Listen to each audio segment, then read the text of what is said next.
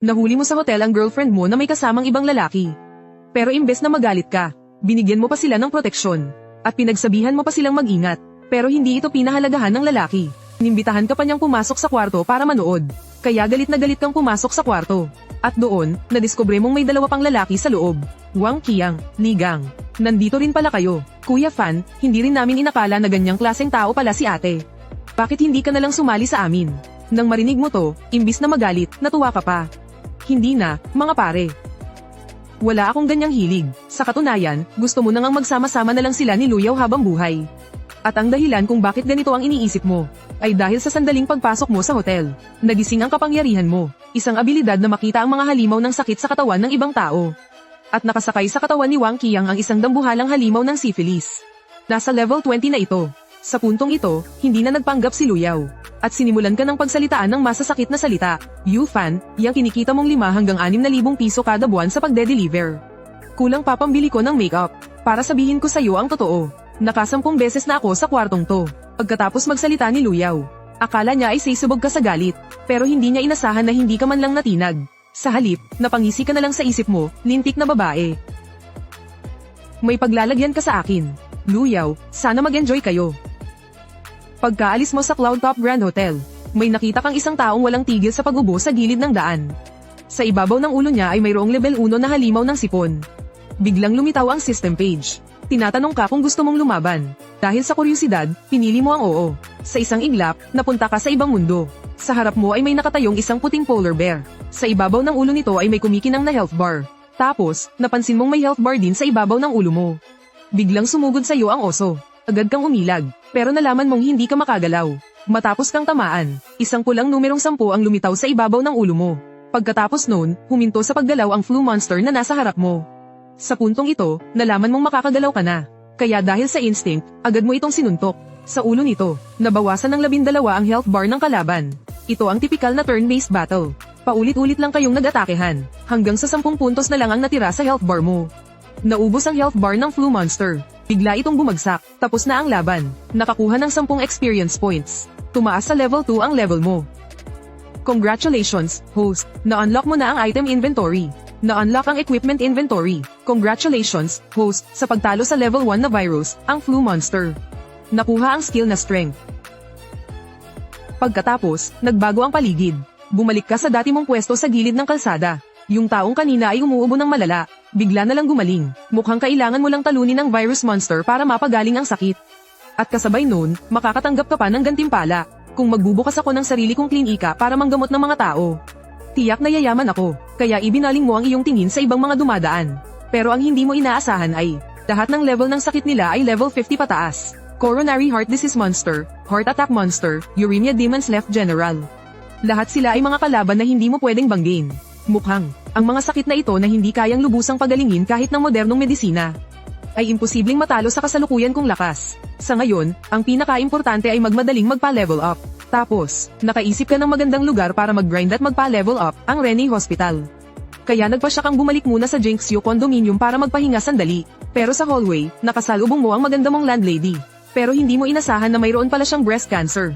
Ang bata-bata pa niya para magkaroon ng ganitong sakit. Sayang naman. Pero, ano kayang ibig sabihin nitong Breast Cancer Army's Vanguard Pawn? Hayaan mo na nga muna. Hindi ko pa rin naman matatalo ang isang level 10 na virus monster sa ngayon. Magpa-check up na lang ako sa ospital kapag may oras. Sakto pagkatapos niyang magsalita, nagmadali kang pumasok sa kwarto. Natigilan si Liu Ruyan nang marinig yun. Totoo ngang na-diagnose siya na may late-stage breast cancer. Paano nalaman ng lalaking to, si Yu Fan? Pagpasok mo pa lang sa kwarto, nakita mo agad ang bro mo na si Chen Hao. Mayroon siyang ilang sakit sa katawan. At ang pinakahalata sa lahat, ay ang halimaw ng panlalambot. Lakas pa namang magyabang ng isang to sa akin. Wala naman pala siyang binatbat.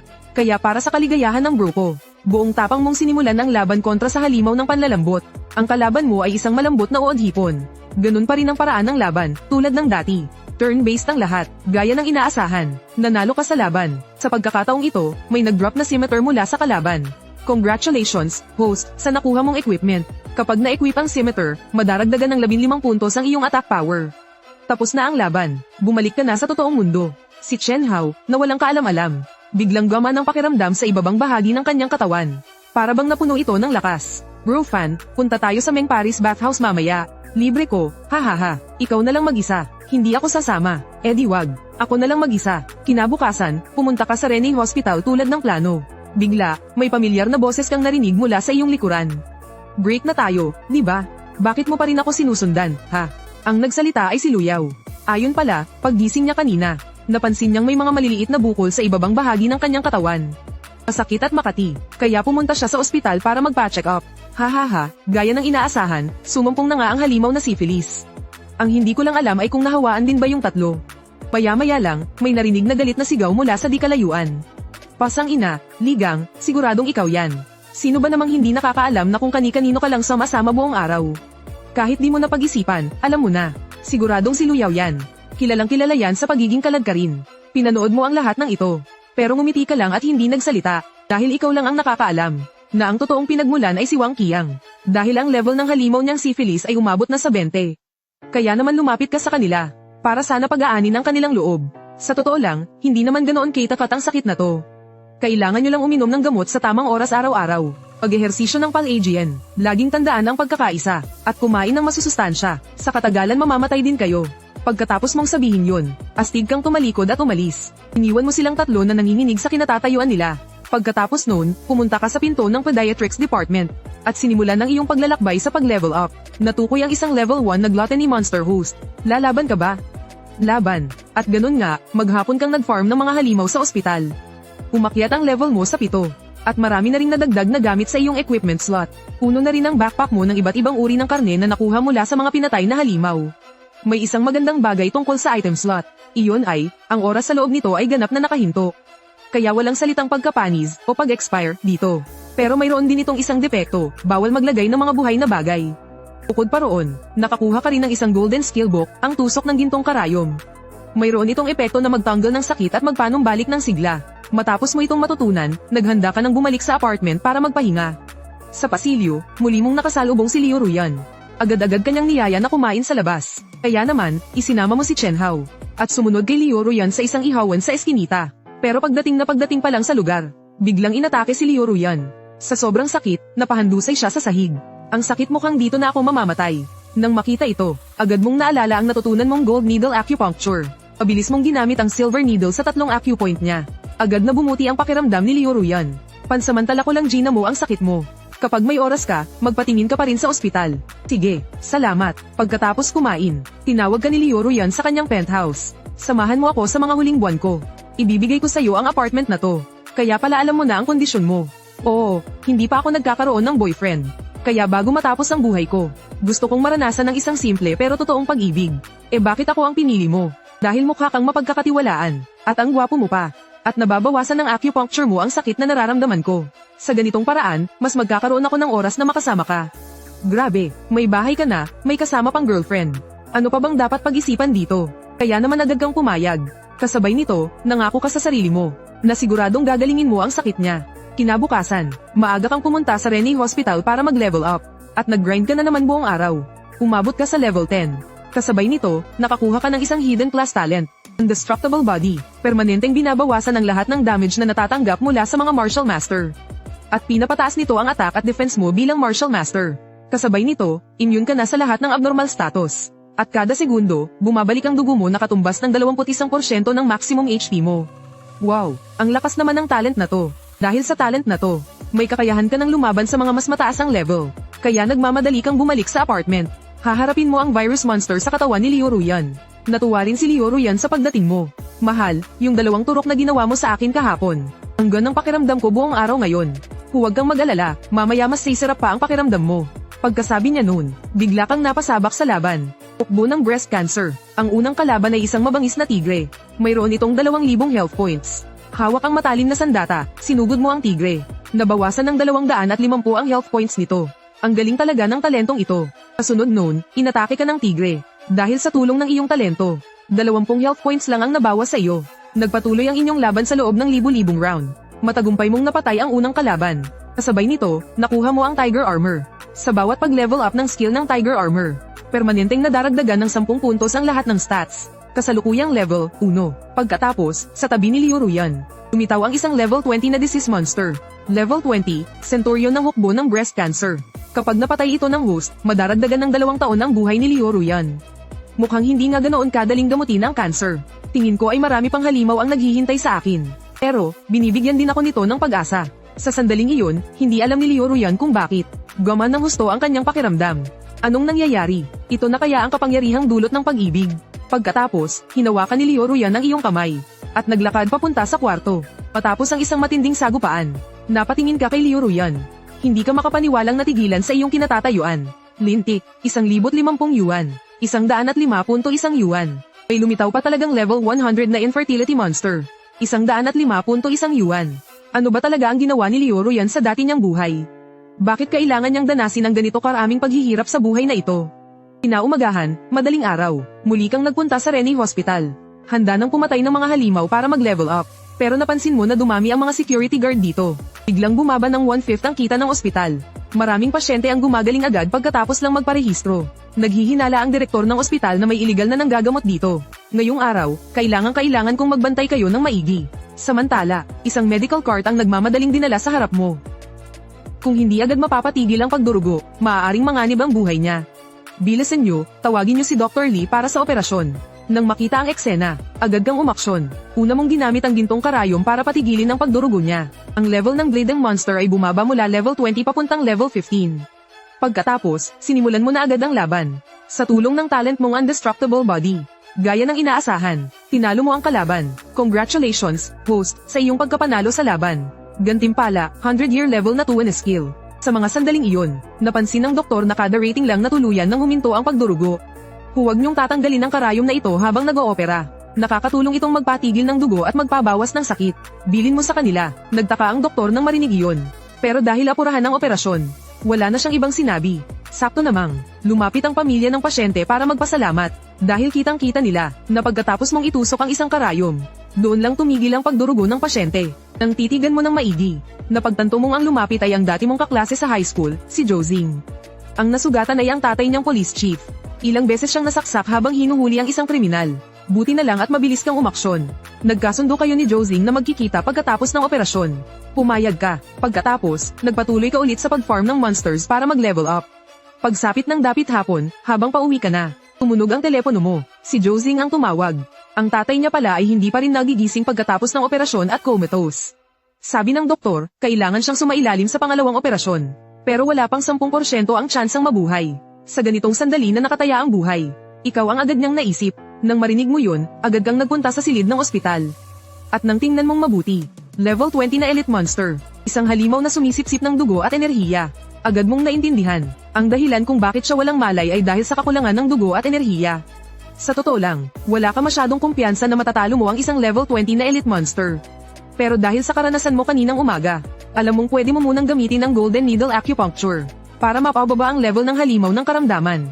Kaya naman sinabi mong susubukan mo, pero bigla kang pinigilan ng doktor. Katawa-tawa, mga kamag-anak ng pasyente, mas gugustuhin niyo pang maniwala sa isang taong walang lisensya para manggamot, kaysa sa amin na isang lehitimong ospital. Dito, sumagot si Josing. Kung magagarantiya ng ospital na may 50% tsansang magtagumpay, ipapaubaya ko sa inyo ang pasyente. Nang marinig ito ng doktor, sumama ang tingin niya. At hindi na nagsalita, hindi sila umimik. Tumingin sa'yo si Josing at sinabing, kung ganun, nasa sayo na yan, Kuya Fan. Tumango ka, at sinimulan na ang proseso. Matapos mong gamitan ng Golden Needle Acupuncture ang pasyente. Para makasiguro, ginamit mo rin ang 100-year level na tuna.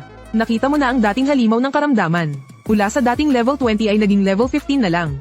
Agad-agad kang nagsimulang lumaban, sa tulong ng iyong mga gamit at talento. Ang dambuhalang gorilya na may 2,500 dugo at enerhiya ay natalo mo sa 9 na hiwa lang. Nag-drop din sa laban na ito ang 5 piraso ng 20 taong Hishowu. Kasama ang isang sinaunang race 8 para sa sabaw na pampalakas ng dugo at enerhiya. Pagkatapos ng laban, nagkamalay na ang pasyente, pero sa ngayon, napakahina pa niya.